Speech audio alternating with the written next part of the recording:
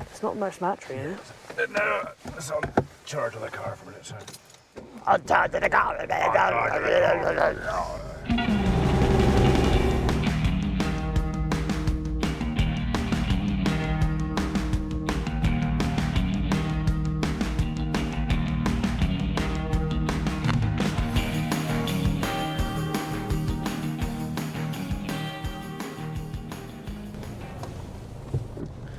Oh, there it is. Arts. Oh, should I say this? Yeah. Well, it's public knowledge, isn't it? So. Arts. Releasing. I thought you said Willies there for a minute. And farmer. Oh, is it? Yeah, girl. We know where we don't need your frickin' instructions. No, we know what we. Or badges. We've got a broad knowledge. I don't know. We don't need your frickin' badges. Frickin' chicken. Frickin' badges. Blazing Saddles. Never watched it. You've never watched Blazing Saddles? No. Seriously? Seriously. You've never watched Blazing Saddles? Never watched Blazing Saddles. Oh. What? I hurt my finger this morning. You hurt your finger? Forgot that it was Millie's My Plan meeting. It was a right mess this morning. Yeah. You called me a load of hassle this morning. Why did I call you hassle? Your dog caused a load of hassle this morning. Why? Well, I'm down the farm trying to feed a calf. Yeah. And struggling. Yeah. Holly goes out. Right. 2 minutes after Holly goes out, Tesco's comes in. So I had to stop feeding the calf, come up the house, wash my hands, and unload all the Tesco's shopping. And literally, just as I finished, Holly then comes back. I then have to rewarm the calf's milk because it's gone cold. To go back down, just so she could come and get your bloody dog. Yeah. My mistake. Yes, having a dog. Well, no, it wasn't. I could have left the dog in the house. That would have been the logical thing to do. But my brain didn't remember that I had a meeting with the school. So once again, I'm paying for your errors. Oh. Your lack of judgment. Wow. Paying. Yeah. Paying. You're paying. Yes. Once again, it's all about perfect pudding. No, I was trying to do something quite important, like feeding a very poorly calf, and you stopped me. But ultimately, Mum has ordered food when she's not there. That's because she was relying on Holly to be there. Yeah, it's still nothing to do with me. But if she ordered it on a Tuesday or a Thursday when she's there... Well, I don't think Holly wanted it then, because a lot of it was for her. There was a lot of butter. It's always a Wednesday. Well, what day is it today? Wednesday. Exactly. Yeah, well, I didn't think that this morning. Did you not think that? I was halfway to school, thought, I ain't got time to take this dog back. Normally, fine, absolutely fine. And I would have, if I remembered, left him at home. But you didn't. Didn't, I forgot about it. Nope. Well... And that little we're how many hours past that now? The knock-on effect of that. We're how many hours past that now? Don't hold a grudge. It doesn't look good on you. Don't do it again. Well, I won't. Normally, I'm quite organised with that sort of stuff. No, you're not. You're always bringing the dog down when shopping's come in. You've done it numerous times, and you say, "What happens on a Wednesday?" Oh yeah, I forgot it was. Yeah, but it's right though, isn't it? And then we have to shut the yappy little bugger in. Or just chain him up. Yeah. If you're the racket he makes when you chain him up. Oh, just have a blind ear to it. Yeah, no, but bloody blind ear to it with 2-2.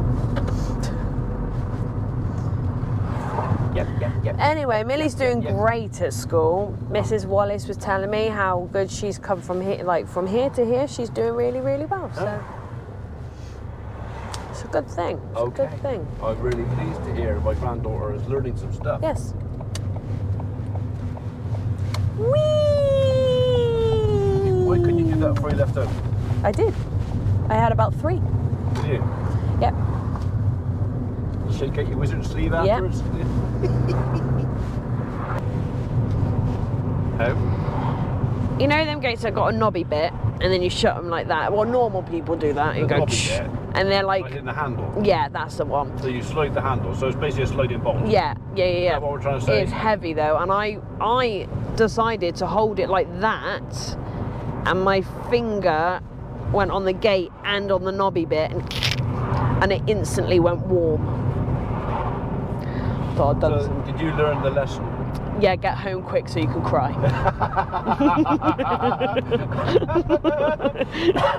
No, that wasn't the lesson. The lesson was don't do it again. And there was people in the car park, in the playground as well, so I had to call. I was like, oh, it really hurt.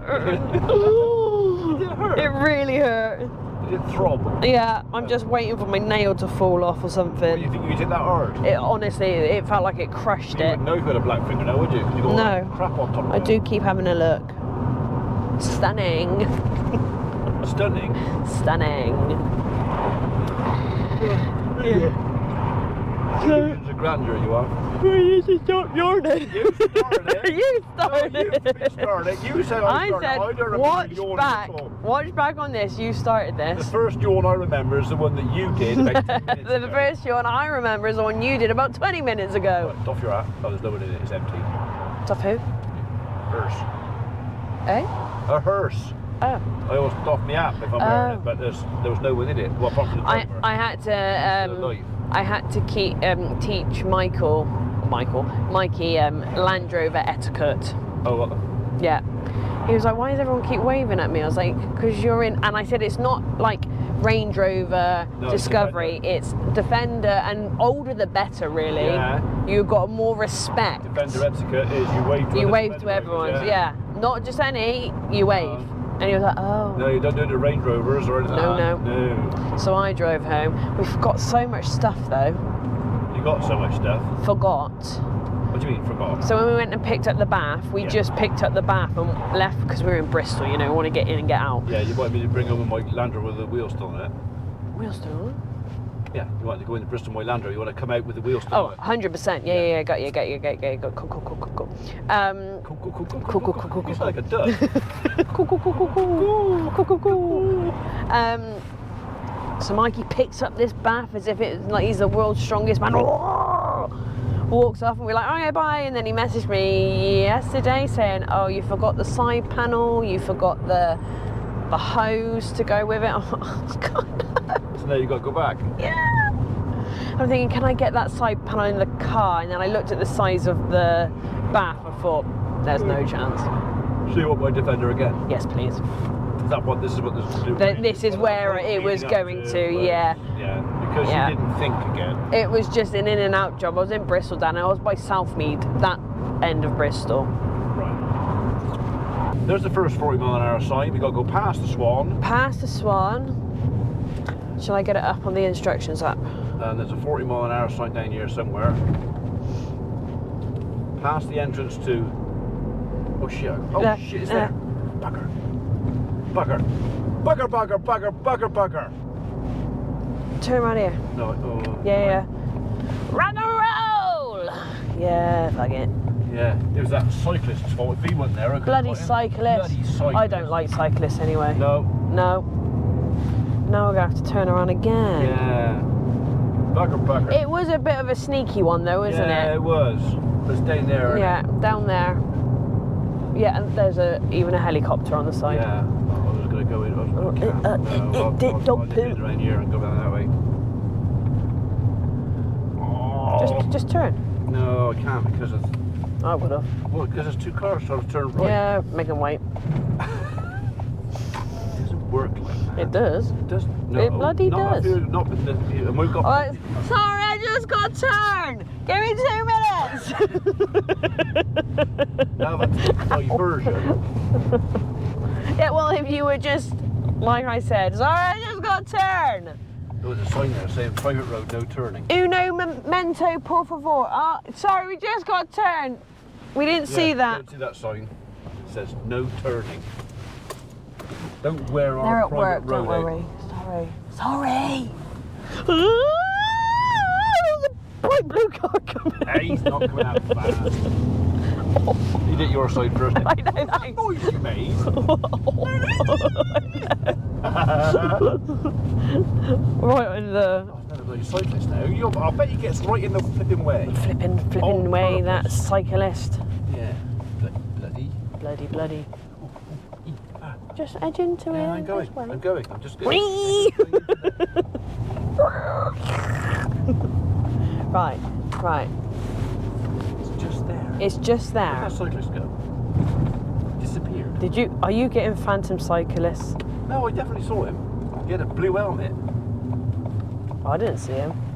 See, helicopter. Yeah, there's a helicopter there. There's so many helicopters. Do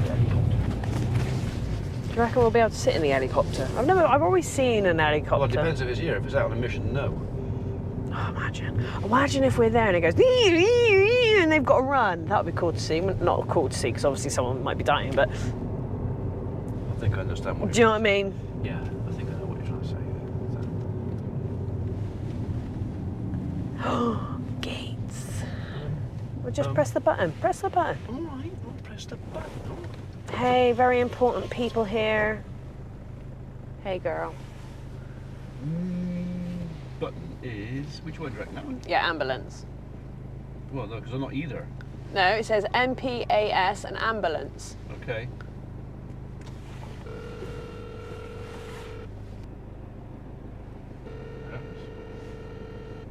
Sorry, the subscriber you dialed is not available now. Okay. Well, there's someone else trying to get in behind us now. Do you have a badge? 369. The goose drank wine. Hello there, this is Ian and Emma Pulling. We've come in for our little tour. Amazing! Yeah. Follow the track round, and then if you can park on the left, that would be amazing. All right, see you in a minute. Bye. Door is open. Door's opening. Door. I'm assuming that was Emma. Well, would you say door or gate? Well, I'd say that's a gate. yeah. Wait your turn if you're not supposed to be in. He's gonna follow me straight in there. That's a pilot. He's in a Porsche. Ah, yeah. Do they get paid well? I hope so. Yeah, I hope so too. Yeah. Oh. Park on the left. Yeah. On the left-hand side. On back. Fizzy on the left-hand side. I said back. Fizzy on the left. I'm parking. Let's not run over the people that are walking up No. there, so No. I mean, they said I have to take it out. it'll be a quick route to hospital. Yeah.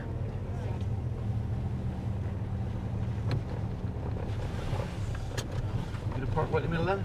Yeah. Yeah, girl. Girl. Yeah, girl. Girl. Oh, it's gonna be a bumpy ride. Get them crows.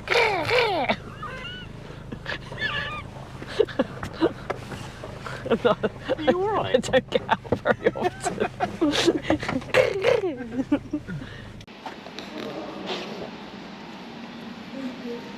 So we, contrary to some lovely imaginations, especially of children, we do not fly the helicopter into the hangar. We use this piece of kit here. This piece of kit can be operated by one person with one hand. We don't usually recommend it, both hands are a lot safer, but it can be one person, one hand can bring our entire helicopter. Don't go out there. That's Roswell territory out there. These are doing their washing and tubber, guys. Yeah. You gotta keep the uniform clean. Yeah, exactly. Don't touch the car. Don't touch the car. No touchy. Still a bit more. I'm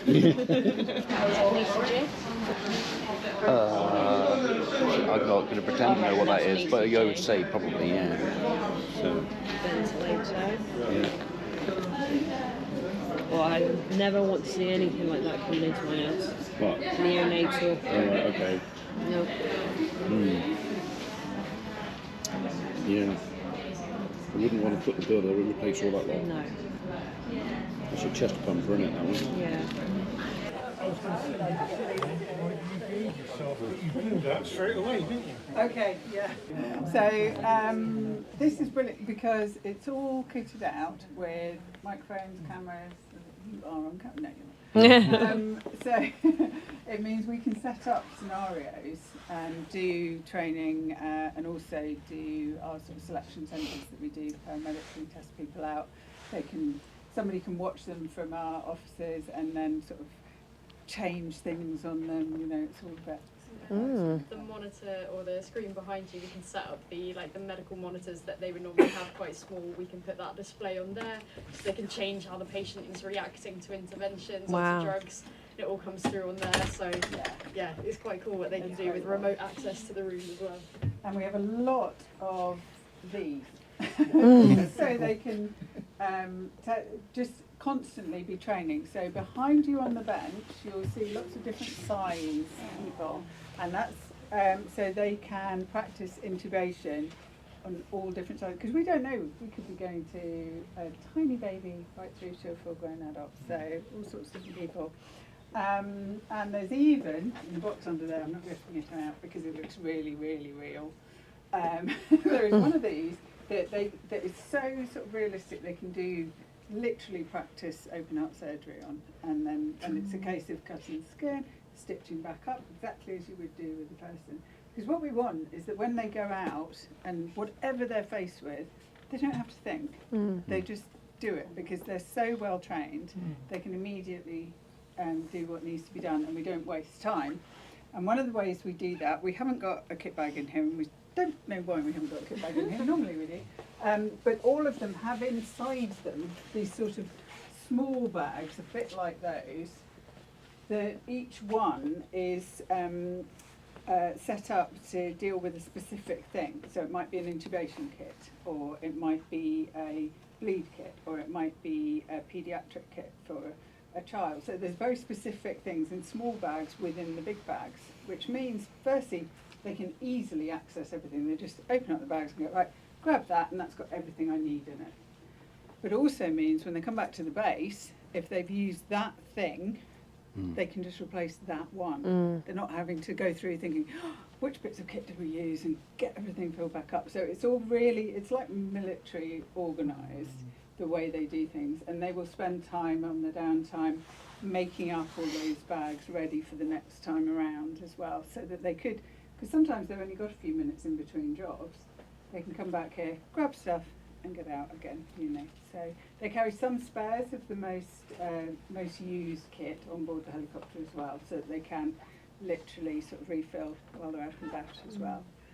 The room where a lot of the spare kit and spare drugs is that we don't usually go in. I've been allowed in there once. Again, it's super precise, loads of trays with all the different items in it. But Emma was saying like military precision. At one point in there was just a little basket and a post-it note that did say like used kit, which did really make me laugh when I saw it. I was like, you know, some things, they're not broken, don't fix them. A simple system works really well. We can have our efficiencies in other areas. So it's a really impressive operation that they have. We do have some quirkinesses. So I'm going to do the heli quirkiness now. So we really want to show you the heli, but in the meantime, we'll talk about it. So all those things you saw in the back of the car, they are on a stretcher like this in the back of the helicopter. So, and it comes out on a sort of, comes out sideways like that. So all the kit is there, and again, really easy to access when they get to anywhere. If they're going to carry a patient, that kit comes off. Patient goes onto that stretcher. The seat here twizzles round so that the paramedic who was sitting in the front seat can now care for that patient, and then all that kit can then go in behind his chair. So it's like, it's really cleverly organised on this quite small helicopter, which we have deliberately so that it can get into small spaces.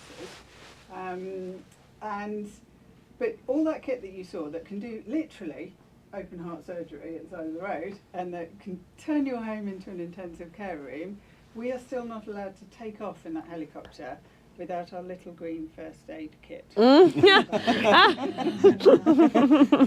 So, because technically it's a workplace, who are crew, Yeah. and you can't have a workplace without your first aid kit. So.